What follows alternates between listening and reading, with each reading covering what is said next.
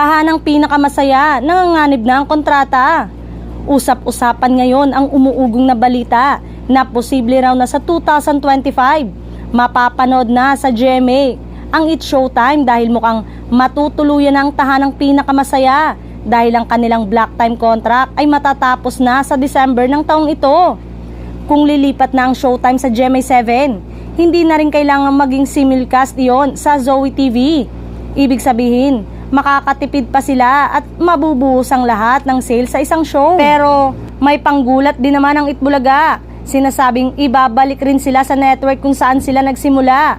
Mahigit na 4 na dekada na ang nakaraan sa RPN 9 na magbibigay rin sa kanila ng boost dahil ang network ay maraming established provincial relay at may kumpletong satellite facilities pa rin na parang malabo naman dahil nasa TV5 sila syempre at nag-rate naman sila. Magmula kasi nang bumalik na sa TVJ ang Itbulaga, lumaban na ang ratings ang It's Showtime at nalalagpasan na nito ang tahanang pinakamasaya.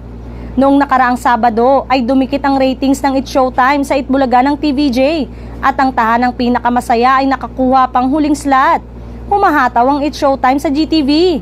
Kaya malaki umano ang posibilidad na mapanood ang It's Showtime sa GMA7. Una, may mga pag-uusap ng nagaganap between GMA7 at ABS-CBN Entertainment para sa ilang programa pati na sa pelikula. Pangalawa, magtatapos na ang kontrata ng It's Showtime sa GTV. Maganda rin naman daw ang pre-programming ang It's Showtime sa tahanang pinakamasaya at vice versa. Kumbaga, walang tapo ng pananghalian ng mga televiewers. Ngunit papayag kaya ang mga halos-host na major shareholder ng tape na maging pre-programming ang kanilang show?